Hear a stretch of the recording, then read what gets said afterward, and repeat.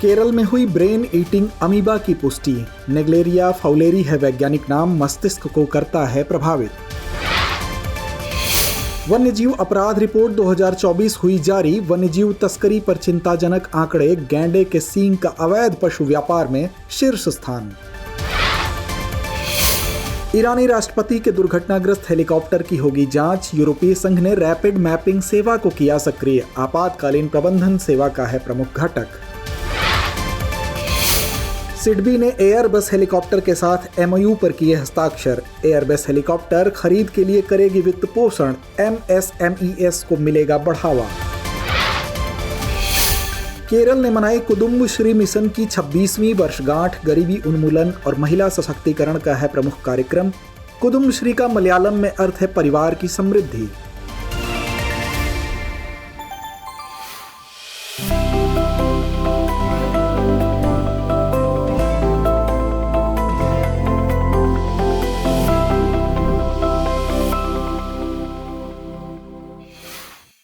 हाल ही में Airbus helicopter और सिडबी यानी भारतीय लघु उद्योग विकास बैंक ने एक समझौता ज्ञापन पर हस्ताक्षर किए हैं।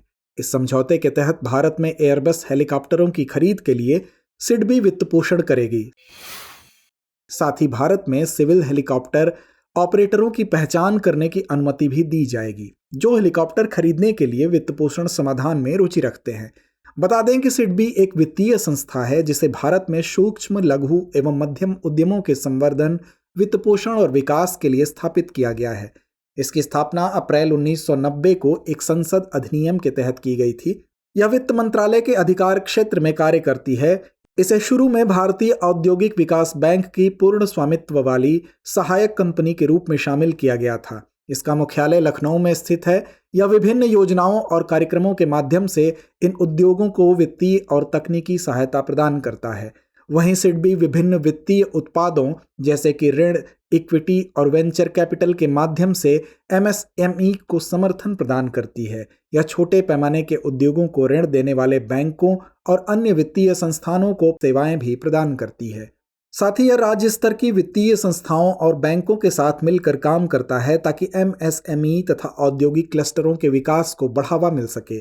सिडबी एमएसएमईज के बीच ऊर्जा दक्षता, पर्यावरण प्रबंधन और सामाजिक उत्तरदायित्व को प्रोत्साहित करके सतत विकास को बढ़ावा देती है। जानकारी के लिए बता दें कि एयरबस हेलीकॉप्टर, जिसे पहले यूरोकॉप्टर ग्रुप के नाम से जाना जाता था, यह एयरबस एसई का एक डिवीजन है जो एक वैश्विक एरोस्पेस और रक्षा कंपनी है। एयरबस हेलीकॉप्टर नागरिक और सैन्य उपयोग के लिए हेलीकॉप्टरों के डिजाइन, निर्माण और समर्थन में विशेषज्ञता रखता है।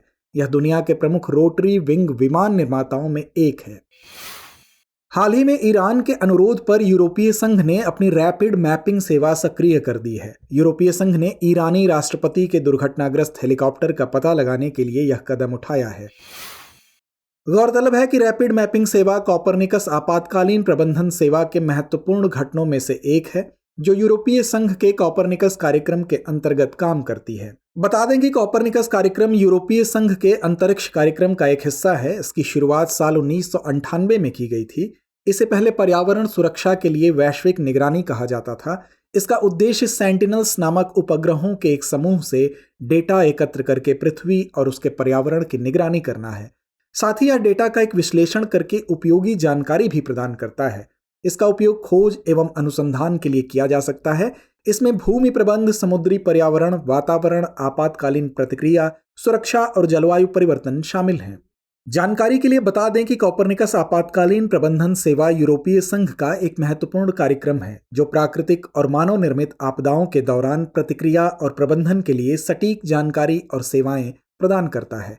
यह कॉपरनिकस कार्यक्रम का हिस्सा है जो 2012 से कार्यरत है। वहीं मैपिंग और प्राथमिक चेतावनी इसके दो प्रमुख घटक हैं। इसमें मैपिंग घटक उपग्रह इमेजरी के आधार पर मानचित्र और विश्लेषण प्रदान करता है, जबकि प्रारंभिक चेतावनी घटक बाढ़, सूखे और जंगल की आग के बारे में अलर्ट जारी करता है और जंगल की आग के प्रभावों का वास्तविक समय मूल्यांकन भी करता है।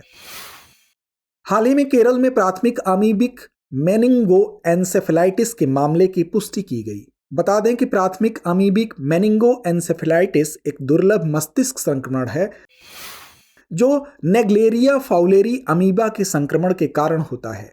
इसे दिमाग खाने वाला अमीबा भी कहा जाता है। यह गैर संचारी भी है और अमीबा से दूषित पानी पीने से लोगों में इसका संक्रमण नहीं हो सकता है। इसके संक्रमण के प्रारंभिक लक्षणों में सिरदर्द, बुखार, मतली आदि शामिल हैं और बाद में रोगी की गर्दन में दर्द और भ्रम, दौरे, मतिभ्रम का अनुभव भी हो सकता है। इसके लक्षण शुरू होने के 1 से 18 दिनों के भीतर अधिकांश लोगों की मृत्यु हो जाती है।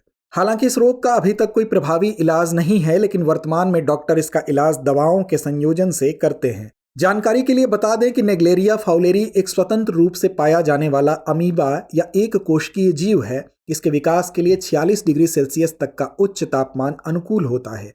यह गर्म ताजे पानी में पाया जा सकता है, जैसे कि झीलें और नदियां, स्विमिंग पूल, सर्फ पार्क या अन्य मनोरंजक स्थान जिनका खराब रखरखाव किया जाता है। यह नाक के माध्यम से शरीर में प्रवेश करता है और मस्तिष्क को संक्रमित करता है, जहां यह मस्तिष्क के ऊतकों को नष्ट कर सूजन का कारण बनता है।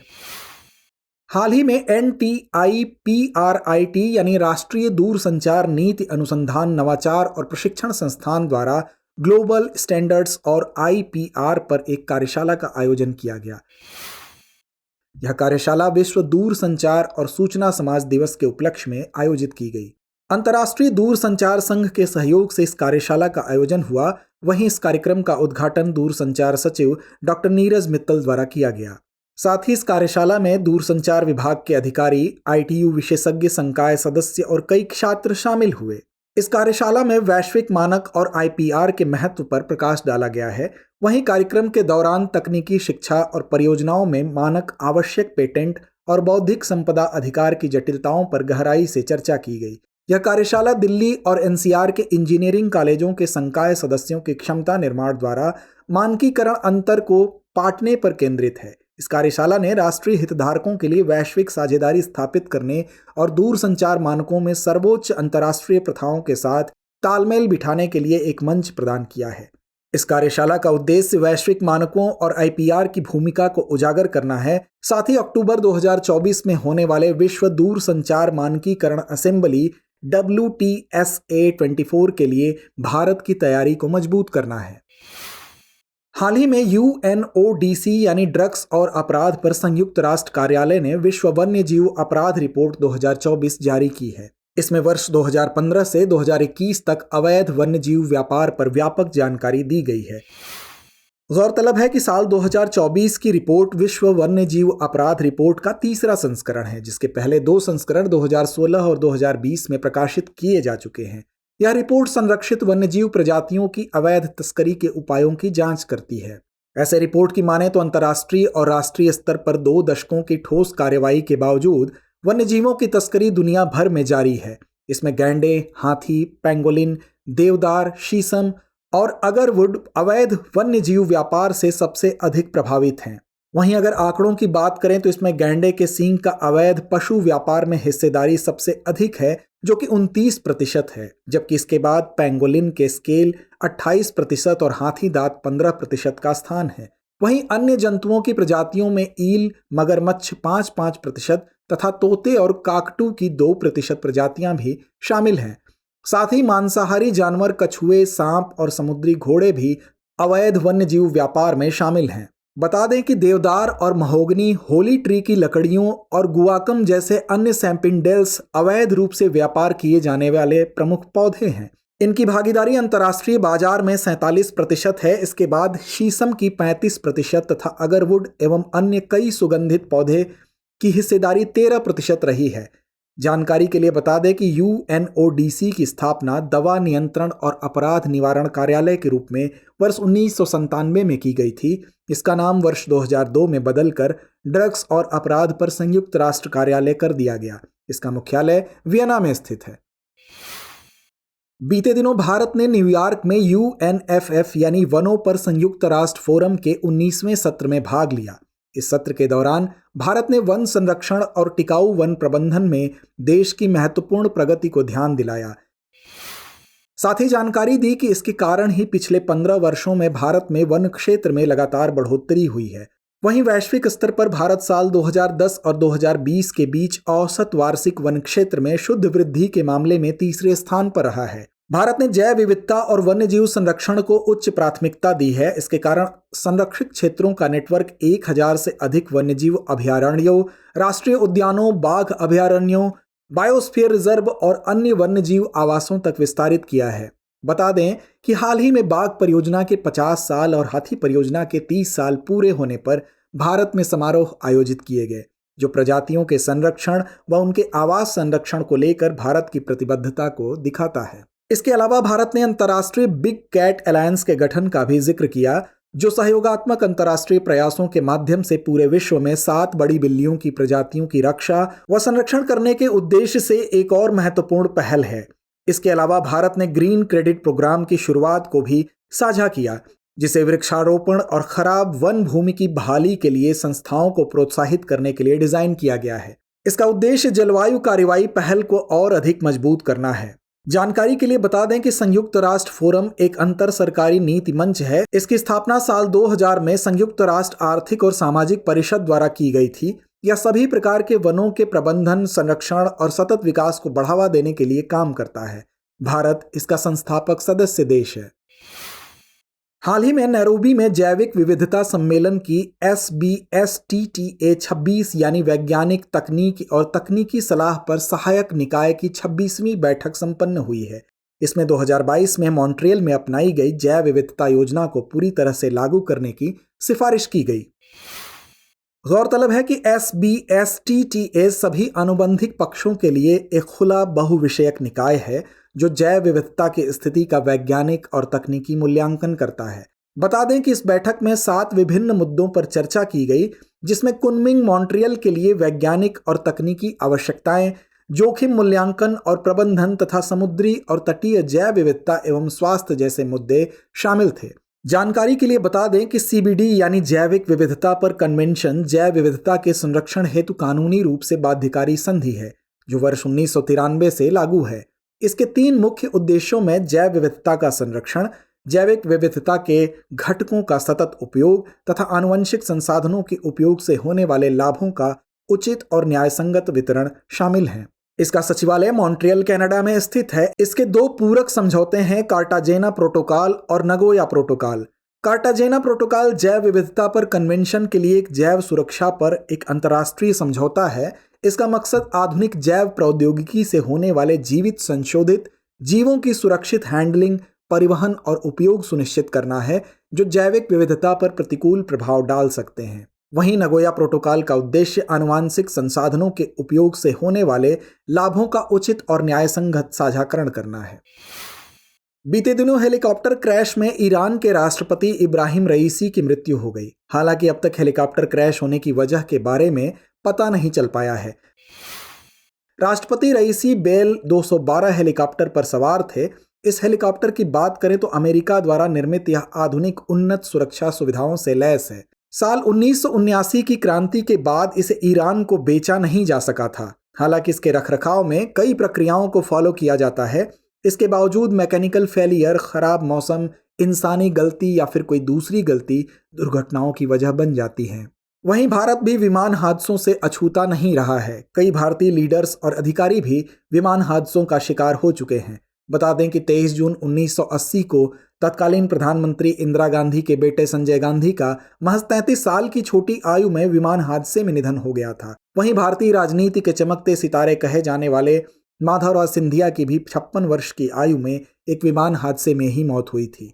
साथ ही YSR के नाम से प्रसिद्ध आंध्र प्रदेश के पूर्व मुख्यमंत्री येदुगुरी संदिति राजशेखर रेड्डी की मौत साल 2009 में हेलीकॉप्टर क्रैश में हो गई थी। इसके अलावा भारत के पहले CDS जनरल विपिन रावत भी विमान हादसे का ही शिकार हो गए थे। CDS रावत और 12 अन्य सैन्य अधिकारियों का तमिलनाडु के कुन्नूर में एक हेलीकॉप्टर हादसे में निधन हो गया था। हाल ही में कुदुम्बश्री मिशन की 26वीं वर्षगांठ मनाई गई। इस अवसर पर केरल के मुख्यमंत्री पिनाराई विजयन ने कहा कि कुटुंबश्री मिशन राज्य द्वारा प्राप्त सामाजिक प्रगति का एक बड़ा उदाहरण है।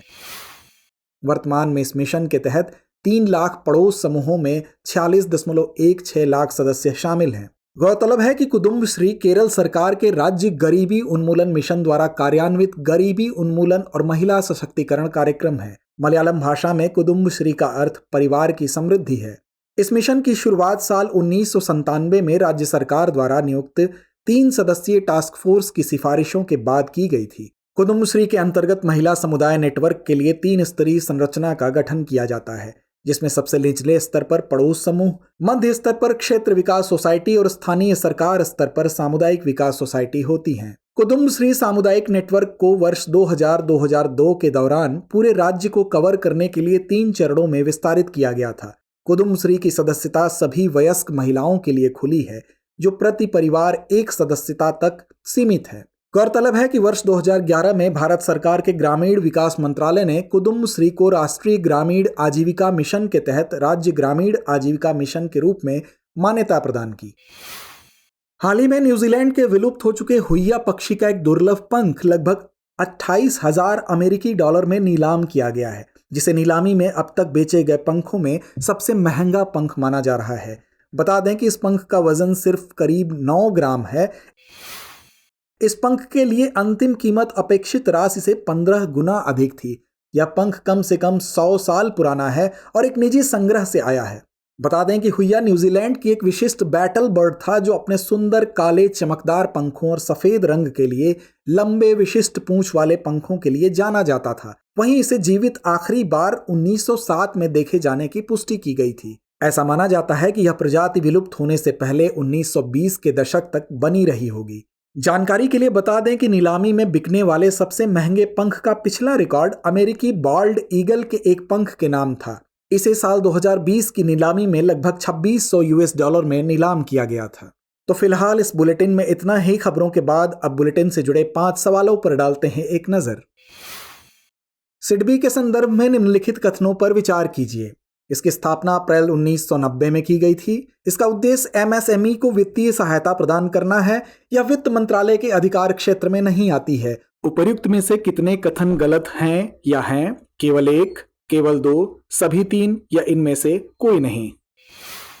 कॉपरनिकस आपातकालीन प्रबंधन सेवा के संदर्भ में निम्नलिखित कथनों पर विचार कीजिए। यह नासा का एक महत्वपूर्ण अंतरिक्ष कार्यक्रम है। इसके 2 प्रमुख घटक मैपिंग और प्रारंभिक चेतावनी है। यह साल 2015 से कार्यरत है। उपर्युक्त में से कितने कथन गलत हैं या हैं? केवल 1, केवल 2, सभी 3 या इनमें से कोई नहीं। प्राथमिक अमीबिक मेनिंगोएन्सेफलाइटिस के संदर्भ में निम्नलिखित कथनों पर विचार कीजिए। यह एक दुर्लभ मस्तिष्क संक्रमण है। इसका संक्रमण नेग्लेरिया फाउलेरी अमीबा के कारण होता है। यह संचारी बीमारी है। उपर्युक्त में से कितने कथन गलत हैं या हैं? केवल 1, केवल 2, सभी 3 या इनमें से कोई नहीं। विश्व वन्यजीव अपराध रिपोर्ट 2024 के संदर्भ में निम्नलिखित कथनों पर विचार कीजिए। यह रिपोर्ट ड्रग्स और अपराध पर संयुक्त राष्ट्र कार्यालय द्वारा जारी की गई है। इसमें वर्ष 2015 से 2021 तक अवैध वन्यजीव व्यापार का व्यापक विश्लेषण प्रस्तुत किया गया है।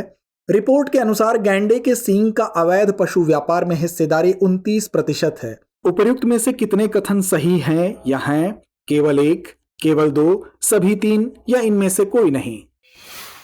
कुदुम्बश्री मिशन के संदर्भ में निम्नलिखित कथनों पर विचार कीजिए। यह राजस्थान राज्य का एक गरीबी उन्मूलन कार्यक्रम है। इसकी शुरुआत साल 1997 में की गई थी। कुदुम्बश्री नाम का मलयालम भाषा में अर्थ होता है परिवार की समृद्धि। उपर्युक्त में से कितने कथन सही हैं या हैं? केवल 1, केवल 2, सभी 3 या इनमें से कोई नहीं।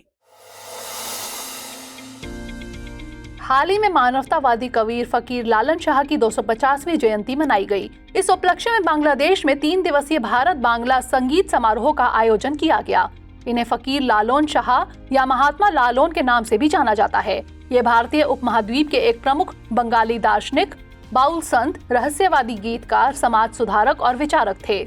इनका जन्म 1774 में आधुनिक बांग्लादेश के जेनाइदाह जिले में हुआ था। इन्हें बांग्लादेश और भारत की बाउल परंपरा का सबसे प्रमुख व्यक्ति माना जाता है। इन्होंने रविंद्रनाथ टैगोर, काजी नजरुल इस्लाम और अमेरिकी कवि एलन गिन्सबर्ग जैसे लोगों को प्रेरित और प्रभावित किया। हाल ही में वार्षिक उत्सव गंगा जत्रा का समापन किया गया है। यह वार्षिक लोक उत्सव गंगा जत्रा आंध्र प्रदेश के तिरुपति में 9 दिनों तक मनाया जाता है। इस उत्सव में तिरुपति की लोक देवी तथ्यगुंटा गंगम्मा की पूजा की जाती है, जिन्हें भगवान वेंकटेश्वर की छोटी बहन माना जाता है। इस प्राचीन मंदिर में भक्तों द्वारा विभिन्न वेशभूषा धारण कर तथा पूरे शरीर पर चंदन, चाक और चारकोल पाउडर लगाकर प्रार्थना करने की प्राचीन प्रथा है। वहीं उत्सव के अंतिम दिन गंगम्मा के सम्मान में पुरुष महिलाओं के वेशभूषा धारण करते हैं। हाल ही में विश्व मधुमक्खी दिवस मनाया गया। यह दिवस 20 मई को मनाया जाता है। इस साल की थीम मधुमक्खी युवाओं के साथ संलग्न है। इस दिवस की स्थापना संयुक्त राष्ट्र द्वारा 2017 में स्लोवेनिया के एक प्रस्ताव के बाद की गई थी। बता दें कि मधुमक्खियां पौधों के परागण में महत्वपूर्ण भूमिका निभाती हैं। साथ ही यह परागण पारिस्थितिकी तंत्र के स्वास्थ्य, खाद्य सुरक्षा और जैव विविधता को बनाए रखने में भी मदद करती है। वहीं मधुमक्खियां वैगल नृत्य का अनोखा व्यवहार करती हैं, जो भोजन के स्रोतों के स्थान के बारे में जानकारी को छत्ते के अन्य सदस्यों तक पहुंचाती है। इस नृत्य का अध्ययन और वर्णन सबसे पहले ऑस्ट्रियाई वैज्ञानिक कार्ल वॉन फ्रिस्क ने किया था, जिन्हें मधुमक्खियों की संचार प्रणाली को समझने में योगदान देने के लिए 1973 में फिजियोलॉजी में नोबेल पुरस्कार से सम्मानित किया गया था। हाल ही में भारतीय रिजर्व बैंक ने आर्थिक पूंजी ढांचे के आधार पर वित्त वर्ष 2023-24 के लिए केंद्र सरकार को अधिशेष के रूप में 2.11 लाख करोड़ रुपए के हस्तांतरण को मंजूरी दे दी है। यह मंजूरी आरबीआई गवर्नर शक्तिकांत दास की अध्यक्षता में हुई बोर्ड की बैठक में दी गई। साथ ही इसमें आकस्मिक जोखिम बफर को पिछले वर्ष के 6% से बढ़ाकर 2023-24 के लिए 6.50% करने का भी निर्णय लिया गया। बता दें कि आर्थिक पूंजी ढांचा बिमल जालान समिति की सिफारिशों के अनुसार 2019 में आरबीआई द्वारा अपनाया गया। इसे आरबीआई अधिनियम 1934 की धारा 47 के तहत जोखिम प्रावधानों और लाभ वितरण के उचित स्तर को निर्धारित करने के लिए एक तंत्र बनाता है। इस प्रावधान के अनुसार केंद्रीय बैंक को खराब और संदिग्ध ऋणों, परिसंपत्तियों में मूल्य ह्रास और कर्मचारियों के योगदान के लिए प्रावधान करने के बाद अपने मुनाफे का शेष केंद्र सरकार को भुगतान करना होता है। हाल ही में बाल्टिक सागर के देशों ने समुद्री सीमा में संशोधन के रूसी प्रस्ताव पर सावधानी पूर्वक प्रतिक्रिया व्यक्त की है। इस प्रस्ताव में रूस अपने मुख्य भूमि तट से दूर प्रादेशिक जल की पट्टी और बाल्टिक सागर में अपने द्वीपों को मापने के लिए उपयोग किए जाने वाले निर्देशांक को अपडेट करने का सुझाव दिया है। बता दें कि बाल्टिक सागर पृथ्वी पर सबसे युवा सागर है, जो लगभग 10 से 50 हजार साल पहले अस्तित्व में आया था। यह उत्तरी यूरोप में स्थित है, जो Denmark, Estonia, Finland, Germany, Latvia, Lithuania, Poland, रूस और स्वीडन से घिरा हुआ है। यह पृथ्वी के सबसे बड़े खारे पानी के निकायों में से एक है। हाल ही में स्पेन अंतर्राष्ट्रीय सौर गठबंधन का 99वां सदस्य बन गया है। बता दें कि अंतर्राष्ट्रीय सौर गठबंधन की शुरुआत पेरिस में आयोजित जलवायु परिवर्तन पर संयुक्त राष्ट्र फ्रेमवर्क कन्वेंशन के 21वें सम्मेलन के दौरान की गई। इसका उद्देश्य सौर ऊर्जा के तीव्र और बड़े पैमाने पर उपयोग के माध्यम से पेरिस जलवायु समझौते के कार्यान्वयन में योगदान करना है। वहीं इसका मिशन 2030 में सौर ऊर्जा में 1 लाख करोड़ डॉलर का निवेश करना है, जबकि प्रौद्योगिकी और इसके वित्त पोषण की लागत कम करना है। वर्तमान में 119 देश अंतर्राष्ट्रीय सौर गठबंधन फ्रेमवर्क समझौते पर हस्ताक्षर करता है, जिनमें से 98 देशों ने अंतर्राष्ट्रीय सौर गठबंधन का पूर्ण सदस्य बनने के लिए आवश्यक दस्तावेज प्रस्तुत किए हैं। हाल ही में अंतर्राष्ट्रीय बुकर पुरस्कार 2024 जेनी एर्पेनबेक द्वारा लिखित और माइकल हाफमैन द्वारा अनुवादित कैरोस को प्रदान किया गया। अंतर्राष्ट्रीय बुकर पुरस्कार, जिसे पहले मैन बुकर अंतर्राष्ट्रीय पुरस्कार के नाम से जाना जाता था, इसकी शुरुआत साल 2005 में की गई थी। यह अंग्रेजी में अनुवादित और यूनाइटेड किंगडम या आयरलैंड में प्रकाशित एक पुस्तक के लिए प्रतिवर्ष प्रदान किया जाता है। इस पुरस्कार का उद्देश्य वैश्विक कथा साहित्य को बढ़ावा देना और अनुवादकों के कार्य की सराहना करना है। इस पुरस्कार में 50,000 पाउंड यानी 64,000 अमेरिकी डॉलर की धनराशि प्रदान की जाती है, जिसे लेखक और अनुवादक के बीच समान रूप से साझा किया जाता है। वहीं शॉर्टलिस्ट किए गए लेखकों और अनुवादकों में से प्रत्येक को सांत्वना पुरस्कार राशि 2,500 पाउंड दिए जाते हैं। हाल ही में राष्ट्रपति श्रीमती द्रौपदी मुर्मू ने भगवान बुद्ध की शिक्षाओं के महत्व पर प्रकाश डालते हुए बुद्ध पूर्णिमा के अवसर पर शुभकामनाएं दी। बता दें कि बुद्ध पूर्णिमा को वेसाक के नाम से भी जाना जाता है। यह तिथि राजकुमार सिद्धार्थ के जन्म की याद दिलाता है, जो बाद में गौतम बुद्ध के नाम से जाने गए और बाद में उन्होंने बौद्ध धर्म की स्थापना की। बुद्ध पूर्णिमा का त्योहार सामान्यतः अप्रैल या मई माह में हिंदू महावैशाख की पूर्णिमा के दिन मनाया जाता है, जहाँ इसका आयोजन दक्षिण पूर्व एवं पूर्वी एशिया में विशेष रूप से किया जाता है। बुद्ध पूर्णिमा को 13 धन्य दिवस माना जाता है, क्योंकि यह बुद्ध के जन्म, ज्ञानोदय और महापरिनिर्वाण का प्रतीक है। वहीं इसे साल 1999 से संयुक्त राष्ट्र द्वारा UN वैसाख दिवस के रूप में मान्यता दी गई। हाल ही में द्विपक्षीय रक्षा संबंधों को मजबूत करने के लिए 12वीं भारत मंगोलिया संयुक्त कार्य समूह की बैठक उलान बटार में आयोजित हुई। दोनों पक्षों ने विभिन्न द्विपक्षीय रक्षा सहयोग पहलों पर प्रगति की समीक्षा की और क्षेत्रों में सहयोग को और बढ़ाने के साधनों की पहचान की। उन्होंने वर्तमान भू राजनीतिक स्थिति पर भी विचारों का आदान प्रदान किया। बता दें कि भारत के मंगोलिया के साथ सदियों पुराने ऐतिहासिक, सांस्कृतिक एवं सभ्यतागत संबंध हैं। दोनों देश एक दूसरे को आध्यात्मिक पड़ोसी मानते हैं, जो आधुनिक समय में लोकतंत्र, स्वतंत्रता और बाजार अर्थव्यवस्था जैसे मूल्य दोनों देशों को करीब लाते हैं। मंगोलिया उत्तरी एशिया में एक स्थल रुद्ध देश है, जो रणनीतिक रूप से चीन और रूस के बीच स्थित है। इसकी राजधानी शहर उलान बटार है। खुफ्सकुल मंगोलिया में आयतन की दृष्टि से सबसे बड़ी ताजे पानी की झील है। प्रिय व्यूअर्स, हमारी टीम कोशिश करती है कि आपको दी गई खबरों में एक भी गलती ना हो, लेकिन यदि किसी सोर्स या ह्यूमन एरर की वजह से ऐसी गलती हो जाती है तो इस वीडियो के कमेंट बॉक्स में उस गलती को सुधार कर पिन कर दिया जाता है। यह आपको कमेंट बॉक्स में सबसे ऊपर दिखाई देता है। डियर व्यूअर्स, अपने एग्जाम की तैयारी को और बेहतर करने के लिए हमारे चैनल को लाइक, शेयर और सब्सक्राइब करना न भूलें।